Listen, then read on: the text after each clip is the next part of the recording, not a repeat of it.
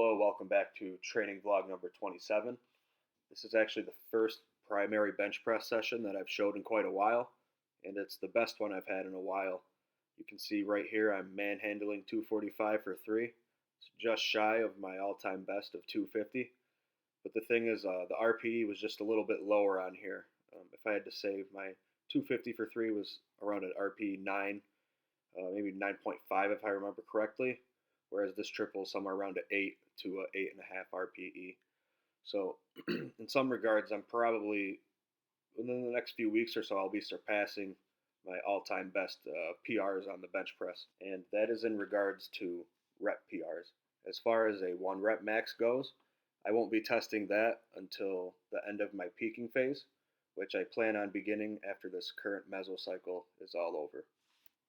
After I finished 245, I went up to 260, and that flew up as well. So I decided to throw 265 on there, and that actually moved pretty fast as well. I'd call it probably somewhere around 87 to 88%, which I'd say that would put my 1 rep max bench somewhere around 300 to 305 pounds right now. Considering my last 1 rep max PR was 295 after the end of a peak, I'm pretty excited to see what this current peak that I'm in has in store for me. Hopefully as I taper the volume, my strength will shoot right up. I did pretty well on the Larsen press after, just doing the usual strategy of getting a little bit better each session on those. Then I introduced some assisted ring pull-ups into my routine, and it was actually really hard. The first 2 sets of 9 felt great, so I decided to push my 3rd set for AMRAP at RP 9. And I ended up getting 12 reps, but I must have pushed it more so towards 9.5 to a 10, because on my 4th set I came back, and due to that fatigue from that hard set, I was only able to get 6 reps. I then moved on to the close grip overhead press. This is an oldie but a goodie. I haven't done the movement probably coming up on a year now, and I really haven't done any overhead pressing in general within the last couple of months, so it was a little weak. I've done 135 for 10 on that movement before, so I just ramped up, and I decided to stop at 110 because it's my first session back, and I don't want to push it too hard. And I always have these weeks ahead in the future that I can use to really start pushing the weight every session. So next session I plan on doing around 120 pounds for 10, and we'll see how it goes from there. So with the single arm band row, it really makes me wish that I had a cable setup, just due to the resistance curve on the band setup.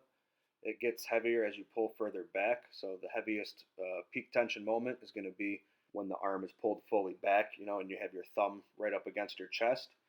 So with the way that's set up, that causes you to use a lot more bicep, and I don't want my biceps giving out first on a row.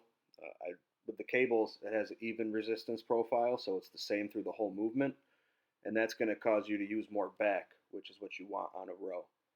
Afterwards, I did some strict curls, reintroducing those again, and using 75 pounds for sets of 9, especially since I haven't done this in a while. I was surprised how easy it felt.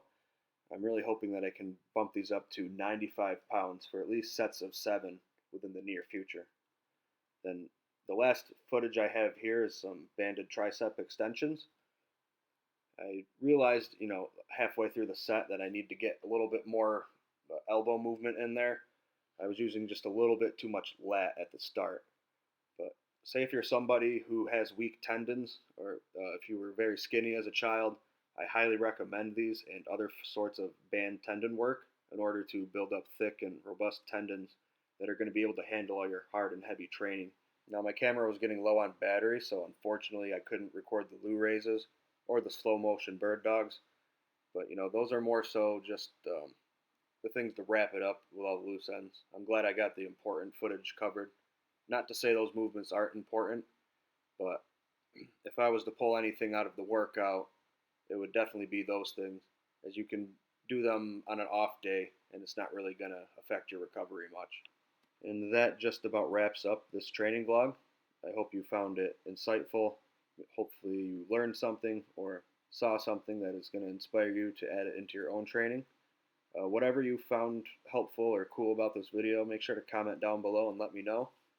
As well as make sure to hit the like button, also the subscribe button, and share the video to your family and friends as well. if you see anything that you think could help them out. Have a great day.